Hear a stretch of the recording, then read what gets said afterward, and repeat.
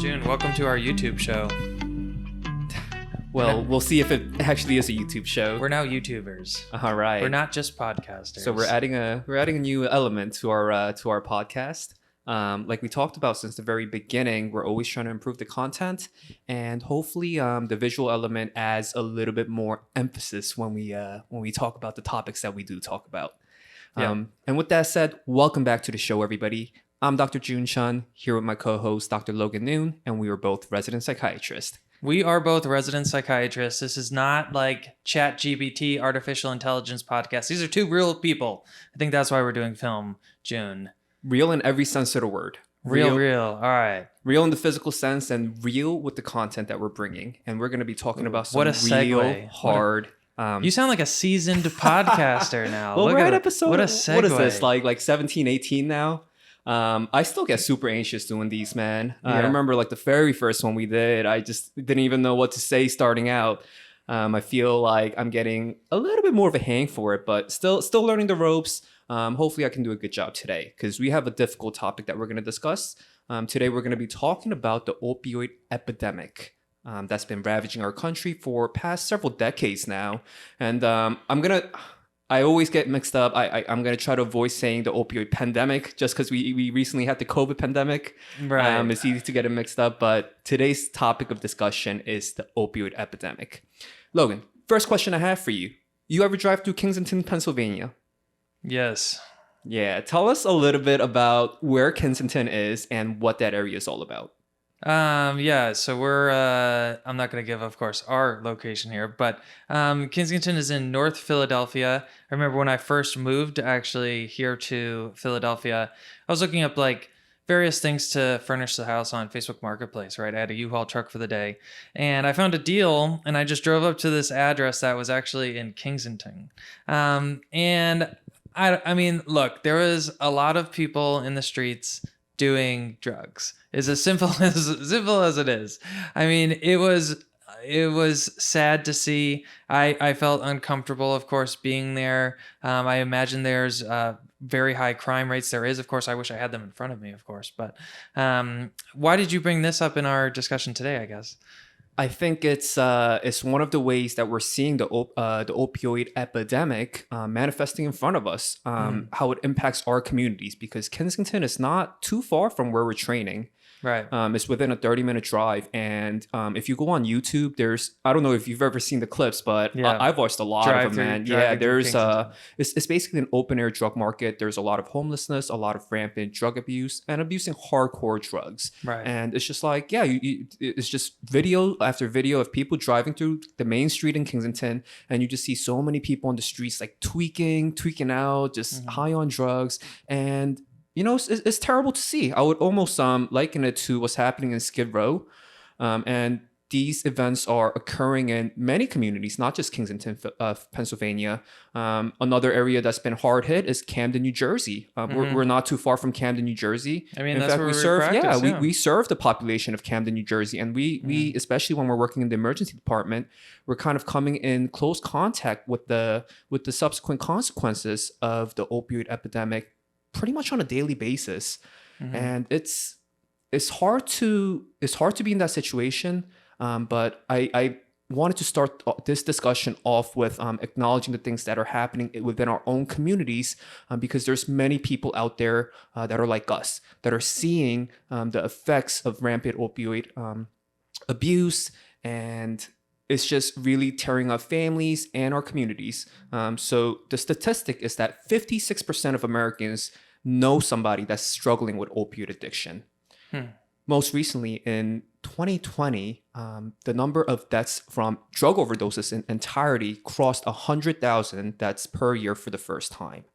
And it's suspected that opioids were responsible for about 70,000 of those 100,000 deaths.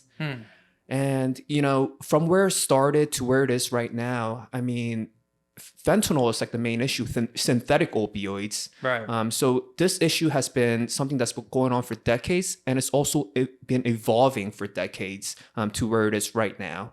And it seems like, unfortunately, things are only going to get worse before it gets better. And that's one of the main reasons I wanted to talk about this today, in terms of raising some awareness, possibly providing some education. And that's always the first step towards a positive change, right? We have to be able to have open discussions about it. We have to be able to stare the problem in the face and acknowledge it, so that we can have productive conversations to figure out solutions. So I'm hoping that this is going to be a multi-part series, because the topic of opioids, there's so much that you can talk about. Right. So today, I want to focus on pretty much the history of where it started and how we got to the point that we are at today. Interesting. Yeah, I'm excited. So let me ask you, Logan, what do you have any idea about where this first began? I guess, what do you mean? But do you mean opiate use period or opiate addiction? Sure, period? just tell me anything, and I'll just jump on. Isn't the morphine, isn't it a derivative of like the poppy seed plant? And so hasn't it been used for way back in the day, dating back to, didn't the like poppy seed plant originate out in like Asia? There was big growth of it out there way back in like the 1600s. That's what I have some knowledge of, I guess. I don't know. Yeah, even dating before that, actually thousands and thousands of years, even Neolithic humans were using poppy seeds, and even they recognized that there is an addictive element to it. Interesting. And that's going to play a role later. We'll see with the role of Perdue Pharma, who I'm just going to say there's enough evidence to say they basically lied about its addictive potential. Absolutely. They're facing multiple lawsuits, which we'll litigate the history of that as well. But I just want to bring you back to where the role of Perdue Pharma started. Right. So this company that we know as Perdue Pharma today, they used to be called Perdue Frederick, and actually they were bought by the Sackler family, and in the early 1990s, it started off as a drug called OxyContin, and that used to be a pain reliever for end of life. So if you're dealing with cancer, you're terminally ill, that was what was prescribed, and that was a profitable piece of business for the Perdue Pharma family. And sometime in the mid 1990s, the patent on OxyContin was set to expire. So because they were potentially going to lose so much revenue from that expiration of the patent, that's where the first major opioid that we're going to talk about, and we're going to talk about this over and over again, what we call OxyContin. That's when it was first developed. And the issue with that is, yes, it was developed for pain, and we kind of see where this development of OxyContin and its role in getting hundreds of thousands of Americans addicted started from the pharmaceutical company side. But at the same time, we can't have that discussion of the origins without discussing the social elements of things that were happening in the communities that were most ravaged by this drug when it first came onto the scene. So it basically started off, we can kind of pinpoint it to the Shenandoah Valley. Appalachia, basically. So this is an area where historically the basis of their economy was the mining that was going on in the area, a lot of manufacturing. And in the early 1990s and in the years following, manufacturing, we know what happened, right? A lot of jobs got shipped overseas, automation, a lot of those factories closed down. And of course, that's not unique to just Appalachia. It's destroyed hundreds, maybe thousands of small towns across America, this economic shift that's occurred in the past 20, 30 years. So combine that with, the loss of job, the lower socioeconomic levels in most of these counties. And it was just a perfect storm for a drug like OxyContin to come in and overtake the communities. So if you think about these communities before the arrival of OxyContin, it's described as places where everybody knew each other, right? Small town America, everybody knows each other, everybody's family. Nobody left their doors locked. And it was just a very trusting communities. And within 2-3 months of OxyContin first arriving in these communities, people found out how to abuse these drugs pretty quickly, that they can overcome the slow timed release of these drugs and basically get a hit equivalent to heroin, if not stronger. And within just a few months' time, these communities fundamentally changed from one where you can walk out and not even lock your doors to communities where you had to lock your doors because people were breaking in.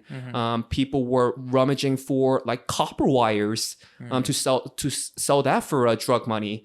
People were going to Walmart and trying to steal TVs out of the garden section, through the fences there, and it completely transformed these communities. Yeah. What are your thoughts on that? Well, I mean, I feel like I grew up in an area. I mean, I think in a sad sense, like most of America grew up in an area that can relate to drugs. I've had friends of mine from high school and college that have succumbed to being, they died of an overdose. I worked in an addiction center for a while before medical school. There was patients that I had that ended up dying as well. It hits very close to home. So, the history of opiates and just addiction, it's like I almost saw it in my backyard. I'm sure you did too, even though you grew up in kind of a more urban environment of, Queens, New York. In Connecticut, it's very similar to Appalachia. There's not a whole ton of jobs, to be honest. There's, kind of stereotypical Connecticut, kind of like high-end jobs in a sense, professional jobs, lawyer, doctor, of course, like we're so fortunate to be, other kind of highly skilled white-collar jobs like that.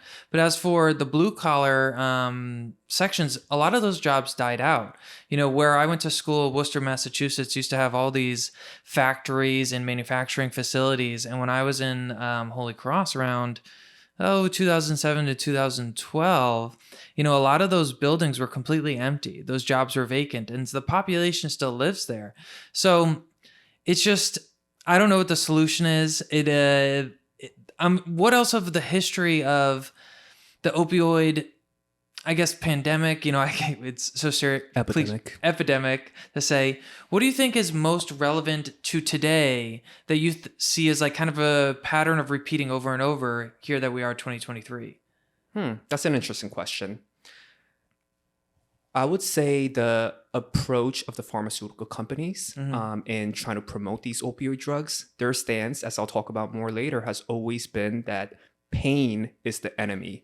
It's not, Right. These drugs are, inherently good, and what they're doing, what the pharmaceutical companies are doing, they have nothing to do with these people getting addicted. Right. Their stance is that what they're doing is, they're providing a positive service to society.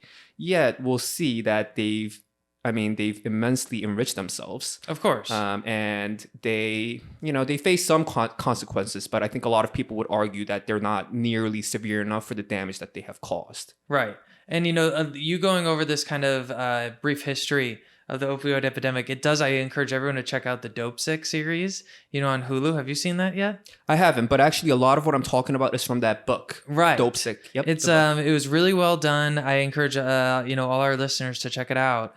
But it's just very sickening how and I don't know if you're going to get into this, so I don't want to steal your thunder, but a lot of the research showed that they did actually know that there was a big addictive potential to this stuff. But the research series was not released to the actual clinicians or even perhaps to the FDA, or maybe the FDA did know about it and didn't exactly, or look the other way, for lack of a better word. So, yeah, what else did you kind of stumble on in your research that you wanted to share in this episode? So to your point about those physicians, you're absolutely correct. The physicians did not know about the addictive potential. And we touched about this a little bit when we talked about the masking episode that we did. We have to recognize that a lot of physicians, we don't really, let me phrase it this way. Not every physician does their own independent research. A lot of the times, information is passed to us, in an educational series from either our employer, hospital organizations, or many times from the pharmaceutical companies directly themselves. And we're kind of using that to guide our clinical decisions, because it'd be impossible to look at every single study for every single drug that we prescribe. And this is how continuing medical education is done today. We go to a lecture about a drug, and there's a representative that will tell us, how great the drug is or how bad the drug is, whatever their take on it is. And, those are the things that kind of influence our medical decision making in terms of the medication that we prescribe. So the way that these opioid drugs were kind of pitched by the pharmaceutical companies, like I talked about, was that it's a good thing that we need to treat pain. Pain is a major issue that's going unrecognized. There's people suffering, and you guys are doctors, and it's your inherent responsibility to be empathetic to those issues and to give them the appropriate treatment. That was the way it was pitched. In fact, and it wasn't just the pharmaceutical industry at the time. They were kind of riding the wave of this bigger let's say a recognition going on at the time that considered pain to be the fifth vital sign. Right. So, right, you have heart rate, respiratory rate, blood pressure, and there was a push in the medical industry saying that, okay, pain needs to be taken as seriously as all those other vital signs. And the issue with that is, like, it's hard to define what pain is. Right. Everybody has a different threshold for pain. Everybody has different pain tolerance. Like, it's very, very, very difficult to quantify, how much of, like aspirin, Tylenol, even opioids, like how much it's actually reducing the pain, because there is such a subjective element to it. And so many individuals define pain differently. So, of course, it was a challenge back then, but even today, like, we still don't really know, and there's an ongoing debate. There's a whole subspecialty dedicated to pain, actually, and the management of pain. It's an incredibly complex and complicated topic. Yeah, and it's such a double-edged sword, right? Because although we are psychiatry residents, we did have to do internal medicine rotations, quite a bit of them, actually, and there are people that do require this medicine too. So as much as we talk about the addiction side of it, like, it's important to highlight even the people that do actually live with potential chronic pain conditions that do really need to be on this medicine. Most particularly people like palliative care, people on certain hospice situations. They do really warrant using this medicine in the proper way so that they can live lives that are at least pleasurable, like tolerable. And so I think it's so important in the midst of conversations like these to talk about the importance of how can we use this medicine in a responsible way to get it into the hands of the patients that truly need it. And that's always the dilemma, right? Because there are, I'm not defending big pharma here. Right. I tend to be very, very skeptical of big pharma, especially given the events of the past few years. But they've always maintained that there are people dealing with legitimate pain for whom OxyContin and other opioid medications are making a world of difference in their everyday lives. Right. And to a certain degree, that is the truth. Yeah. I mean, I've certainly worked with patients as the decades have passed, as the overdose deaths have mounted. There's been a push from the medical community to limit the prescription of opioids and scale back on the patients that have been chronically receiving a certain amount of opioids and getting them to try to taper off of it. And I've been on the other end of that when a patient told me, like, hey, I've been on this drug for years. This is the only thing that helps me. And like, now the government is trying to take this away from me. Like, I don't abuse this drug. Like, this is the only thing that makes me get out of bed and lets me live my life. So it's an extremely delicate and complicated issue. It's multifaceted. And like, what do you tell a patient like that? Right. Yeah, it's a very difficult position to be in. And like we talked about, that kind of story has been used to propagate the agenda of the pharmaceutical industry. It's been used as an excuse for them to promote these drugs, even though they know that there is an addictive aspect to it. So especially in the early days, like you mentioned a little bit earlier on, they did everything that they could to downplay the addictive potential. But eventually we found out that it was a lie, because although they said it's not addictive over and over and over again, later on we found out that during their application for FDA approval for OxyContin, the lead person at FDA raised the red flags that this is potentially addictive. Right. And they told Perdue Pharma to be careful in terms of their marketing because of the addictive potential. So it was right there in the documents. They knew about it and they blatantly lied and caused harm to hundreds of thousands of Americans. Yeah. And here's the interesting thing, Logan. I think it's way more than that. Hundreds of thousands of Americans. I mean, I think that's almost a very, I would even argue naive way to look at it. I mean, You said 100,000 deaths per year, roughly, and maybe 70% of those are opioids. But those Yes. people, they're connected to family members, to the community. So I would say in the tens of millions, if not our entire country, of course, has been impacted. The whole world, I feel like, has been impacted by this stuff now. And I remember when I worked at the addiction facility.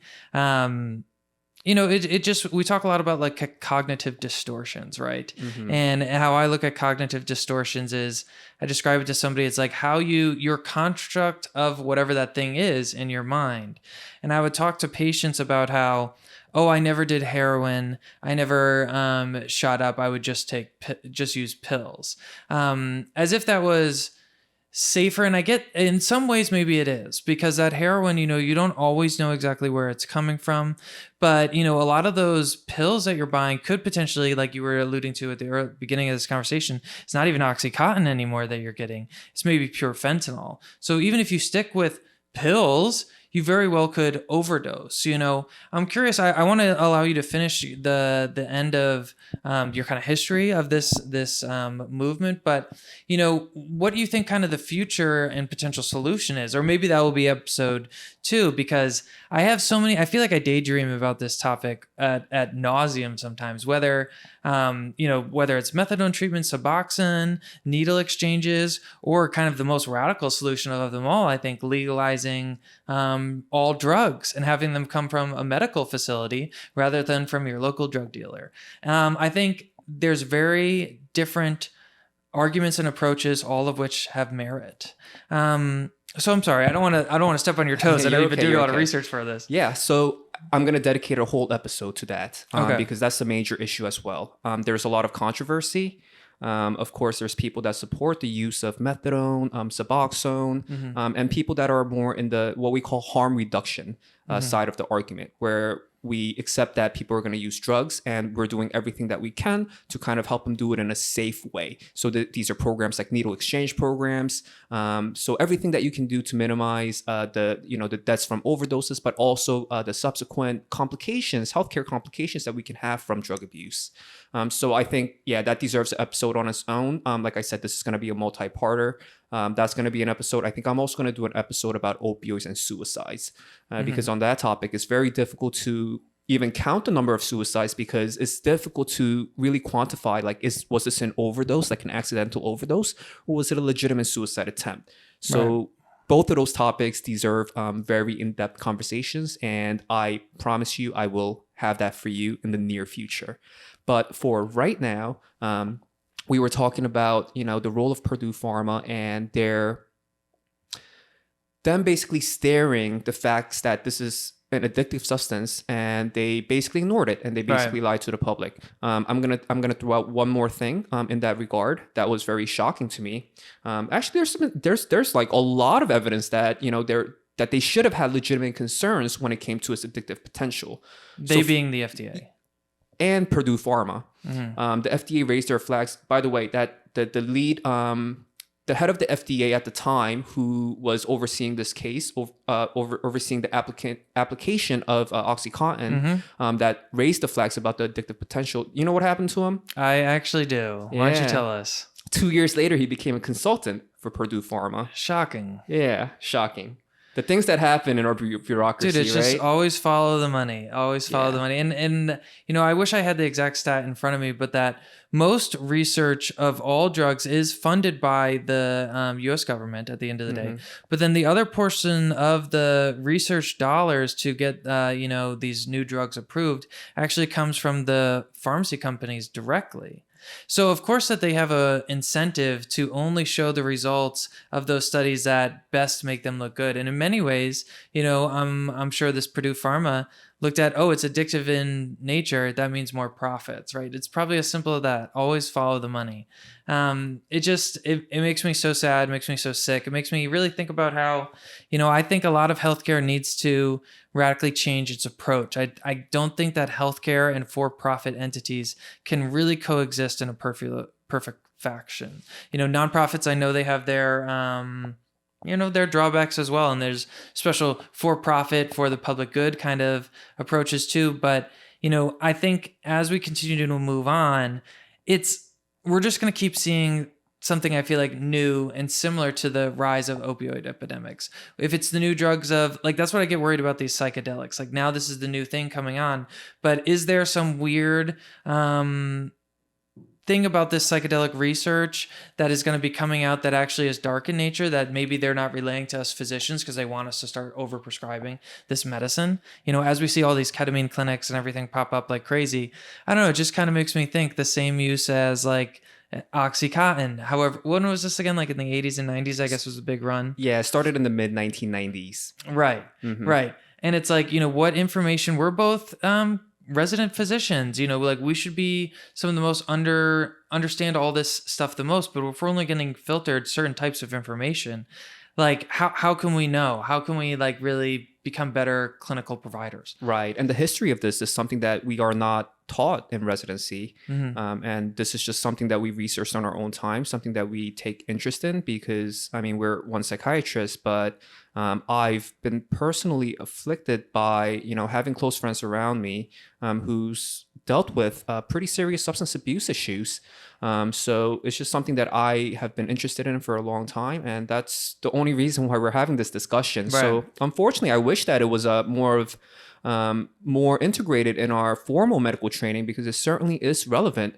I mean, what you just said is like you feel like big pharma is being driven by profit rather than rather than positive outcomes for patients. Like big surprise, right? Right. So another reason why. Another one of the pieces of evidence that suggests that Perdue Pharma knew about the addictive potential of OxyContin when they were first releasing it and marketing it was the fact that, you know, like 150 years ago, we went through the American Civil War and morphine was used during that war. And we saw the effects of morphine after the end of the Civil War, how people that were treated with morphine became addicted to it. And even more damning, and I never knew this. Okay, so here we go. In the 1890s, Bayer, the pharmaceutical company, they created a new drug called heroin. There we go. And they hoped that it would replace codeine. And the reason why they were trying to make this new substance to replace codeine was because codeine was addictive. There we go. So they pushed out heroin. They sold it very widely. And of course, they claimed that addiction was not likely. Yeah, it sounds ridiculous now, right? Heroin, not addictive? Like, what are you talking about? Right. But that was the push by the pharmaceutical industry back then. And that was in the 1890s. And by 1924, manufacturing of heroin was banned. Right. So So less than 70 years later, they come out with the same playbook regarding OxyContin, saying that it's not addictive when we had a similar substance, both an opioid, that's ravaged America and wreaked, you know, havoc on our communities. So it's unfortunate, it's frightening to see history repeat itself in such a negative way. Right. And the question becomes, how were they able to do this? And a lot of it had to do with their very, very, very aggressive marketing, because OxyContin, it was one of the first opioids to the market. However, it wasn't the only one. There was a whole bunch of them, but OxyContin is, it's everybody knows what that is, right? And it's become, you know, pretty much, I don't know, I guess like the Nikes of the sneaker world, right? It's become the drug, you know, the brand associated with opioids. And how were they able to do that? A lot of what they did was called, they used this technique called the dine and dash. So they would send pharmaceutical reps to physicians' offices. They would start to buy them lunch. And then they would start to take them out to dinner. Then they would start to buy them food that they can take home. And they were even funding like golf trips, even vacations at the time. And, you know, they were handing out merchandise, you know, branded with Perdue Pharma. And let's be honest, when you're receiving something from somebody, I mean, we know this. There's study after study done on this. When you receive something, you subconsciously feel like you owe that person, right? Something in return. So they were really successful with that campaign, and that was one of the major reasons why they were, you know, unfortunately so successful in their marketing and getting their drug out there. So that really leads me to ask you this question, because things like that are still happening in medicine, not to that extent, right? Yeah, do you know the exact laws? Because I actually don't off the top of my head. I don't. But isn't it like kickback laws, and then they can't give you a direct gift. Yeah. But I mean, we've been invited to dinners. Is that what you're about to ask me? Yes. In fact, I'm going to one next week, and I feel like kind of conflicted. Right. So the talk that I'm going to next week, Logan, I don't think you're going because you're a super ethical human being. I'm on call. But I have been to other ones actually. Yeah, this is going to be my first one. Yeah. The one that we're attending is a drug for tardive dyskinesia, which is a movement disorder that can be caused by long-term antipsychotic use, and really detrimental to somebody's life. So in this case, it's a drug that can potentially help people. But yeah, that really leads me to ask, of course you can't take, a vacation from a pharmaceutical company. There's certain lines that you can't cross. And we're tested on this over and over again on our board, saying that you should never accept a personal gift from pharmaceutical reps. But at the same time, I mean, I used to work as a medical assistant before I started medical school. And in that office, we had reps from the lab companies that we're contracted with. We had reps from the companies that provided the kits for the procedures that we were doing in the office. Right. They would come, they would take out the staff for dinners. So I guess it is like kind of similar. Yeah. So I don't know. So it's a blurry line. I don't know what the right answer is there. I mean, I think it's somewhere in the middle, right? Because I think if you completely shut off any interaction with the pharmaceutical industry, it's not just pharmaceutical in a sense, right? Like we're both at psychiatry residents. I'm interested in like transcranial magnetic stimulation therapy, or maybe even doing like electro ECT on patients one day. If you cut yourself off completely from even having a conversation with someone from one of those for-profit entities, at the end of the day, you're not going to be as new and knowledgeable of the newest innovations. And our patients do deserve to at least be aware of the newest innovations. But that being said, like a lot of the times those newest innovations can't even be afforded to by the most poor of our patients. That's just unfortunate reality of the system. So I think whenever I go to those talks, because I don't want to completely shut down the barrier of even speaking with someone from a pharmaceutical company, but I think it has to come from a place of education rather than, I'm going just to get buddy with this place. I do feel very conflicted too, because look at us. We both have a podcast right now. Those pharmaceutical companies do hire public speakers like to give these talks. And I think me and you would be very good people to give education about a new pharmaceutical product, a new treatment, because we are physicians. We spent so much of our time in education learning about this stuff, learning about how it can help our patients. But it's very, conflicted. I guess I don't have a good answer, and I'm just going to continue rambling like, I guess, a politician, because I don't want to give a perfect answer, because you can't say, yes, I'm going to always work with pharmaceutical companies. That's completely unethical, maybe. But I also think it's almost unethical to say I'm never going to work with any of these companies either, too. Maybe it's a love and hate relationship. It's an extremely difficult relationship to figure out, because like you said, they do provide a lot of value. Those educational talks. I mean, they're bringing us information that we weren't aware of in the past, and this can potentially be information to help another patient. And we should welcome any new information that can potentially help the patients that we're taking care of.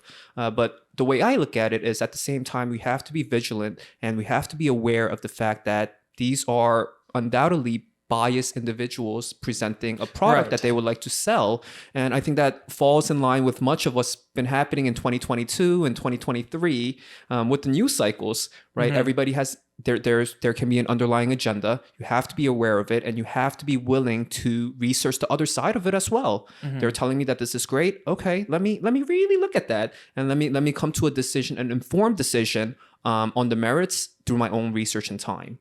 Right. And, I was an economics major in undergrad, and I think of if there was a world or a healthcare society that me and you were living in right now that was completely void of any of these pharmaceutical companies. That's kind of like communism, right? Like, I don't think that's sustainable. I don't think that there would be innovation in that kind of system, and it would be a worse healthcare product. I truly do believe that. Now, that being said, I think that there are avenues for like a single payer system, but I think that there has to be some kind of economic market for healthcare too, because this is going to breed innovation and better products. And that's why the United States is able to offer such innovative pharmaceutical products at the end of the day too. So, it's an evil in some regard, a necessary evil, I think, in others, because we do have to have that element of innovation in medicine as well.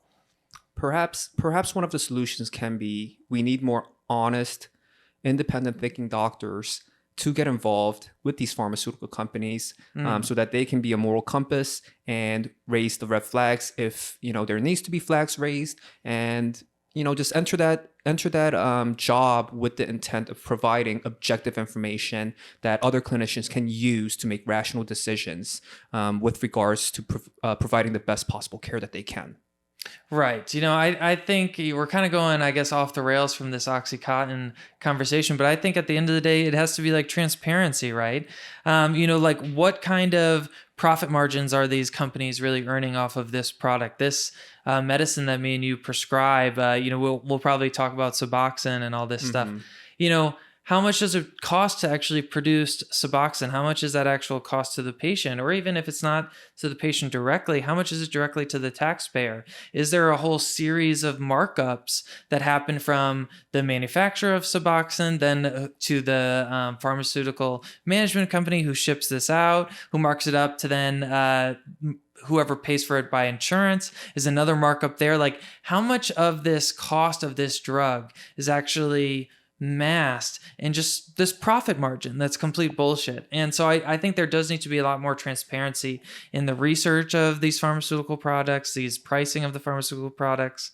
But I definitely enjoyed talking about the history of opiates today. Yeah. I think that this was cool. I'm really excited to hear kind of chapter dose about maybe treatment and what the future is of this, because it's patients who are suffering from opioid use disorder or really any other type of addiction. It's incredibly challenging, draining. There are solutions that you can offer them, but it's a tough business. And I say that we talk a lot about business, but it's a tough business in the sense that there's a lot of failures, right? A lot of people unfortunately don't always get better. Their recovery is possible, but it's tough work. It's tough work for the patient, tough work for the physician or whoever is providing that care as well. Of course. And on the point of the economics behind the pharmaceutical industry, I'm just going to say probably a lot of people got rich off of it. I mean, Yeah. the Sackler family, the owner of the Perdue Pharma company, they certainly have.